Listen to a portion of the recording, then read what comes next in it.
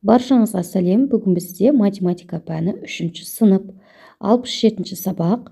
Бүгінгі сабағымыздың тақырыбы толық онтықтар мен жүздіктерді көбейту және бөлу. Әлемнің әйгілі ғимараттары, көпірлер. Бүгінгі сабақта сендер толық онтықтар мен жүздіктерді көбейтуді және бөлуді үйренесіңдер. Видео пайдалы болады деген ойдамын, сондықтан соңына дейін қараңдар. Бірінші есеп. Өрнектердің мәнін тапсаң, мына әйгілі көпірлердің қай елде орналасқанын білесің. Бірінші, Тауэрс көпірі, Лондон, Ұлыбритания. Енді өрнектің мәнін табамыз. Бірінші, көбейту амалы орындалады. 3-ті 8-ге көбейтеміз 24, 750-ден 24-ті азайтамыз, және де одан шыққан санға 56-ны қосамыз, сонда бізде мәні 782 шығады. Сонда бізде бірінші Тауэрс көпірі, бұл бізде 782 үшінші суретте бейнеленген. Келесі Арқары көпірі, Астана, яғни Қазақстанда. Бірінші жақшадағы амал орындалады. 30-ға 51-ді қосамыз, 81 болады. 81-ді 9-ға бөлеміз, 9 болады. 9-ға 400-ді қосамыз, 409. Сонда бізде Арқары көпірі бірінші суретте көрсетілген. Келесі Бруклин көпірі, Нью-Йорк, ақш-та орналасқан. Бірінші жақшадағы амал орындалады. 100-ден 36-ны азайтасыңдар, 64 шығады. 64-ті 8-ге бөлген кезде 8 шығады. 8-ге 700-ді қосқан кезде 708 шығады. Бізде 708 екінші суретте бейнеленген. Екінші есеп, есептеулерге қара. Түсіндіруді жалғастыр. 20-ға 4-ті көбейту, яғни 20 санын 4 рет қосамыз деген сөз. Сонда 20 онтыққа 4-ті көбейткен кезде 8 онтық шығады, бұл 80 санына тең. Дәл солай орын ауыстырылып беріледі есептерді. 4-ті 20-ға көбейткен кезде де 80 шығады. Ал енді осыны бөлумен шығаратын боламыз. 80-ді 4-ке бөлген кезде 8-ді 4-ке бөлеміз, 2 болады, және 80-дегі 0-ді тіркейміз, 20 болады. 8 онтықты 2-ге бөлген кезде, 4-ке бөлген кезде 2 онтық шығады. 80-ді 20-ға бөлген кезде 0-дерді қысқартып тастаймыз. 8-ді 2-ге бөлеміз, 4 болады. Келесі есепте бізде жүздіктер берілген. Дәл осы есептер жүздік ретінде берілген. 200-ді 4-ке көбейтесіңдер, яғни 200-ді 4 рет қосу деген сөз. Сонда 2-ні 4-ке көбейтеміз, 8 болады, және 200-дің 100-ге көбейткендіктен 2 нөлдер тіркейсіңдер. 8-дің оң жағына 2 нөл тіркеген кезде 800 саны шығады. Дәл осылай орын алмасып беріледі есепте. 4-ті 200-ге көбейткен кезде 800 шығады. Енді бөлу ретінде тексереміз. 800-ді 4-ке бөлген кезде 8-ді 4-ке бөлесіңдер.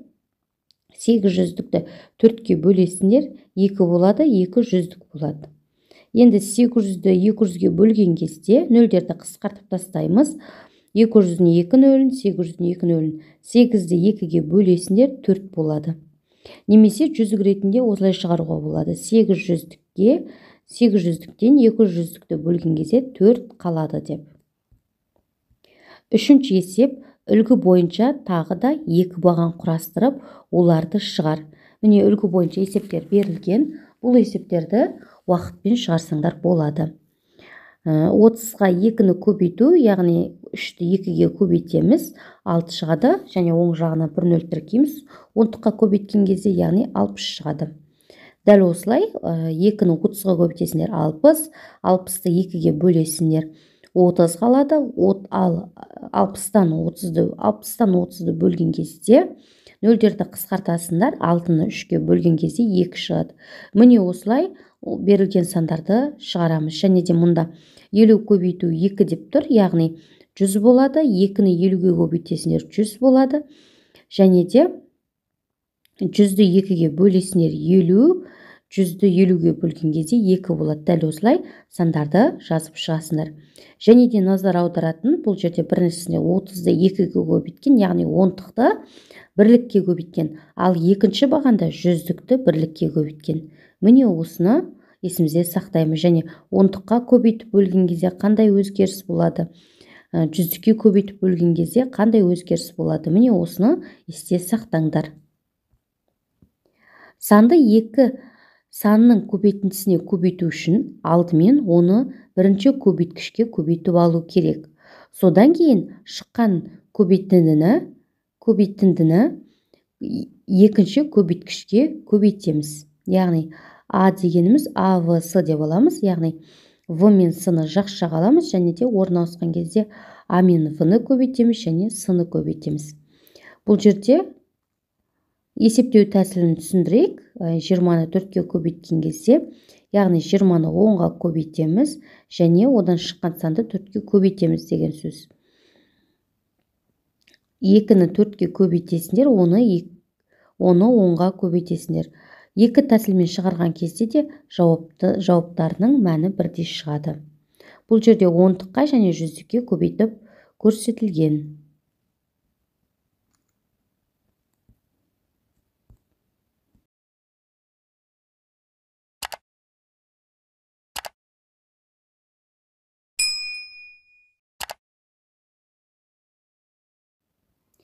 Төртінші есеп түсіндіре отырып есепте. Бұл есеп қазіргі ережеге сәйкес келеді. Екі санның көбейтіндісіне көбейту үшін алдымен оны көбейткішке көбейтіп алу қажет. 5 көбейтілген 3 көбейтілген 2 деп тұр. Енді біз 5-ті 2-ге көбейтіп аламыз. 10, 10-ды 3-ге көбейтеміз, 30. Келесісінде 4 көбейту 3 көбейтілген 20 деп тұр. Енді бұл жерде бірінші 4-ке 3-ті көбейтіп аласыңдар. Содан кейін оны 20-ға көбейтсек болады. Келесісінде 7 көбейтілген 2 көбейтілген 5 деп тұр. Жақшамен берілген жақшасына назар аударамыз.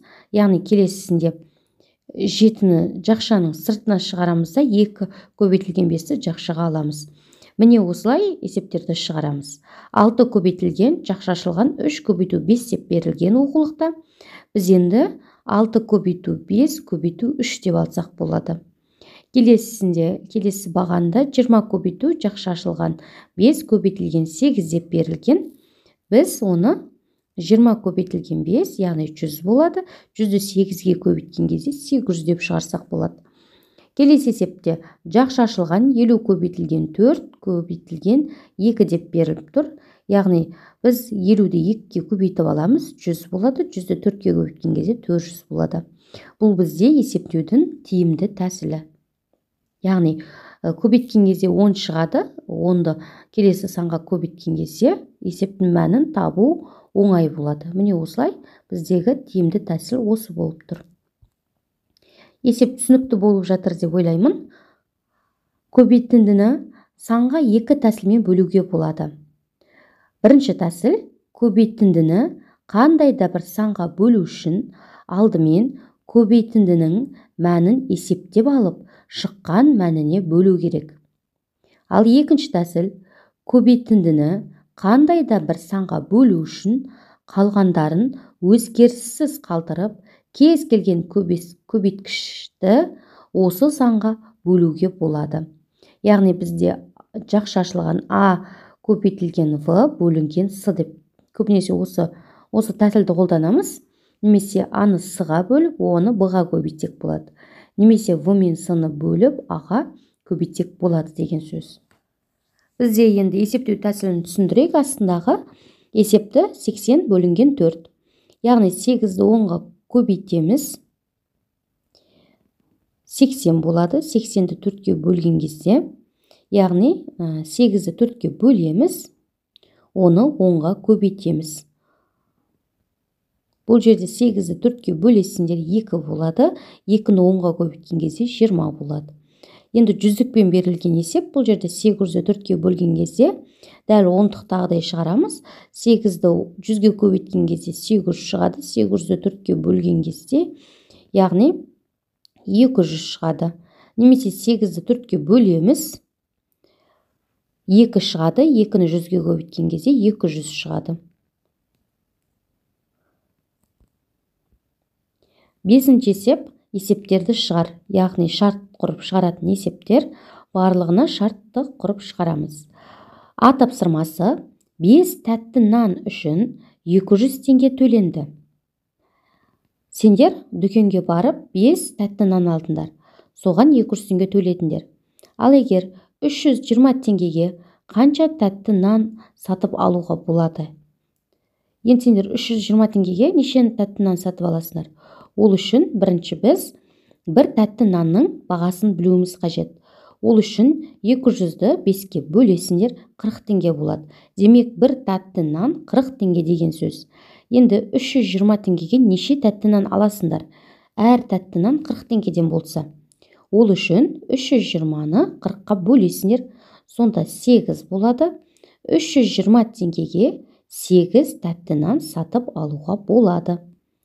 Тапсырмасы: дүкенге 200 жай қарандаш және 300 түрлі түсті қарандаш әкелінді.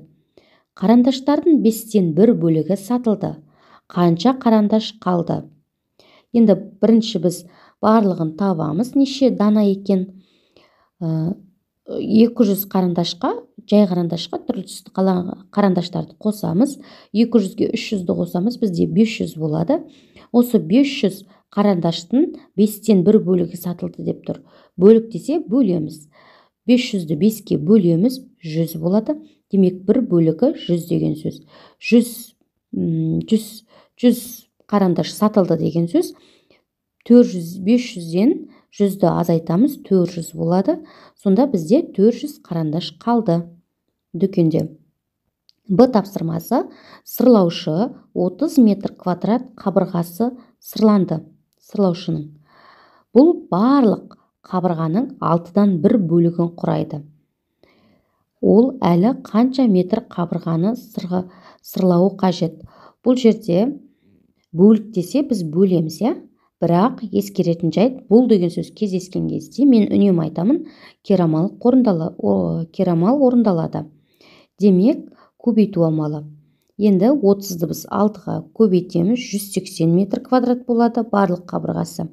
Енді барлық қабырғасы 180 метр квадрат, бірақ сырлаушы оның 30 метрін сырлап қойды. Енді сырланбаған табу үшін 180-нен 30-ды азайтамыз, 150 метр квадрат болады. Әлі сырлаушы 150 метр квадрат қабырғаны сырлауы керек. Келесі 6-шы есеп: түсіндіре отырып есепте дұрыстығын тексер. 80-ді 2-ге бөлеміз. Бұл үшін 8-ді 10-ға көбейтіп аламыз, 80 болады. 80-ді 2-ге көбейтеміз деген сөз, 2-ге бөлеміз деген сөз. Ол үшін 8-ді 2-ге бөліп аламыз, 4 болады. 4-ді 10-ға көбейтеміз, сонда 40 болады. 800-ді 2-ге бөлеміз, 800-ді бірінші 10-ға көбейтіп аламыз, 800 болады. 800-ді 2-ге бөлеміз, 400 болады. Немесе 8-ді 2-ге бөлесіңдер, 4 болады. 4-ді 100-ге көбейткен кезде 400 болады. Міне осылай есептерді шығарамыз, және өздерің осы есепті шығарып, менің жазған нұсқаммен салыстырыңдар. Келесі бізде 7-ші есеп, өте оңай есептер. Уақыт қойып шығарсаңдар болады бұл есепті, яғни есепті жылдам шығарамыз. Теңдеп мәнін жазып өтеміз. 30-ды 3-ке көбейтеміз, 90. Бұл жерде көбейтетіміз, 10-ға көбейтеміз ғой сандарда. 2-ге 3-ті көбейтеміз, 6, яғни артына 1 нөл тіркейміз оң жағынан, сонда 60 болады. 60-ты 3-ке бөлеміз, 6-ны 3-ке бөлеміз, 2 болады. Артына 0-ді жазамыз, оң жағына 20. Ал 60-ты 2-ге бөлген кезде 6-ны 2-ге бөлесіңдер, 3 болады. Оң жағына 10-тықтың 1 нөлін жазып шығасыңдар, сонда 30 болады. Міне осылай есептерді жылдам шығаруға болады. 888-ге 8-ді қосқан кезде 896 шығады. Келесі есеп бізде теңдіктер тура болатындай жақшалар қой. Теңдігіміз тура шығу үшін біз бірінші 5 көбейтілген 20 қосылған 30 тең 250 болып тұр. Ол үшін біз жақшаны қоямыз, яғни 20 мен 30-ның арасына жақшаны қойып шығамыз, өйткені жақшадан берілген амал бірінші орындалады. 20-ға 30-ды қосқан кезде 50 шығады, 5-ті 50-ге көбейткен кезде 250 шығады. Келесіне мәні 130 шығу үшін біз 5-ті 20-ға көбейтеміз, жақшаны қоямыз, 100 болады, 100-ге 30-ды қосқан кезде 130 шығады. Келесісінде 400 қосылған 200 бөлінген 2 тең 300 деп тұр. Енді біз жақшаны қойып 300-ді шығаруымыз қажет. Ол үшін 400-ге 200-ді қосамыз 600, 600-ді 2-ге бөлсеңдер 300 шығады. Келесісінде дәл сол амал, бірақ 500 шығу қажет. Ол үшін біз 200-ді 2-ге бөлеміз, яғни жақшаны қойып шығарамыз. 100 болады, 400-ге 100-ді қосқан кезде 500 шығады. Келесісінде 2 көбейтілген 6, 60 қосылған 40 тең 200 шығу керек. Ол үшін 60-қа 40-ты қосамыз, 100 болады. 2-ні 100-ге көбейткен кезде 200 шығады. Келесі 100 қосылған 350 бөлінген 9 деп тұр, тең 50 шығу қажет. Ол үшін біз 100-ге 350-ді қосамыз, сонда бізде 450 шығады. 450-ді 9-ға бөлген кезде 50 шығады.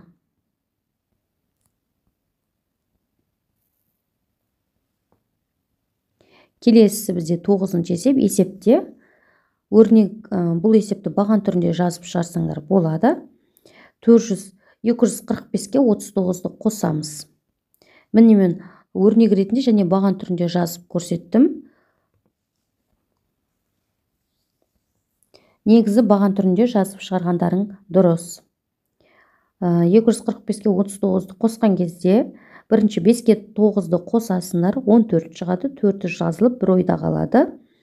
4-ке 3-ті қосамыз 7 болады, ойдағы 1-ді қосамыз 8, 2-нің өзін жазамыз, сонда 284 шығады. Келесі 49-ға 548-ді қосамыз. Дәл осы үлгі бойынша жазсаңдар болады. 49-ға 548-ді қосамын деп, немесе 548 қосылған 49 деп жазсаңдар болады. Қосылғышына. 9-ға 8-ді қосамыз 17, 7 түсіп бір ойда. 4-ке 4-ті қосасындар 8, ойдағы мен 9, 5-ін өзін жазасындар. Міне осылай баған түрінде шығарасындар. 10-ыншы есеп, қандай сандар түсіп қалған? Мұнда фигураларда біздің сандар берілген. Бірақ түсіп қалған санды табу үшін 1000-нан 750 қай санды азайтқан кезде 9 шығады. Яғни біз білеміз, 10-нан 1-ді азайтқан кезде 9 шығады. Сонда 1000-нан 751-ді азайтамыз деген сөз. 10-нан 1-ді азайтамыз 9, 9-дан 5-ті азайтамыз 4, 9-дан 7-ні азайтамыз 2. Сонда бірінші есепте 1000-нан 751-ді азайтқан кезде 249 шығады. Келесісінде бізде белгісіз санды табу үшін қай саннан 7-ні азайтқан кезде 3 шығады. 10-нан 7-ні азайтқан кезде 3 шығады. Демек, 10 болғаны соңғы саны 0 деген сөз.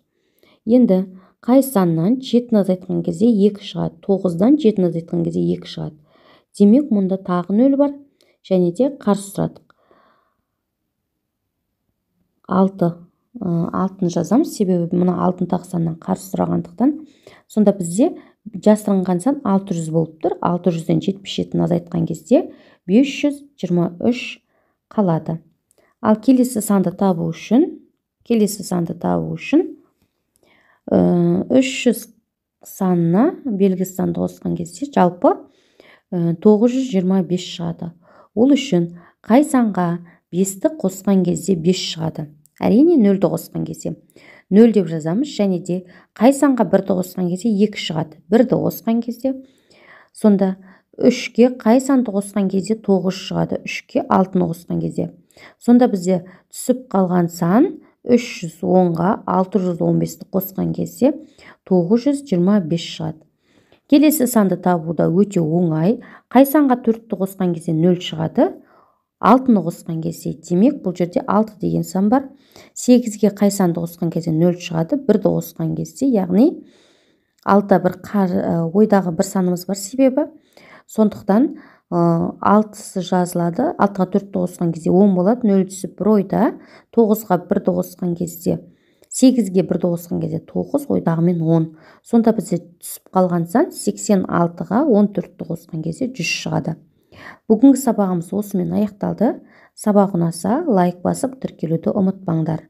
Сендерді келесі сабақта күтемін. Келесі сабақта кездескенше сау болыңдар.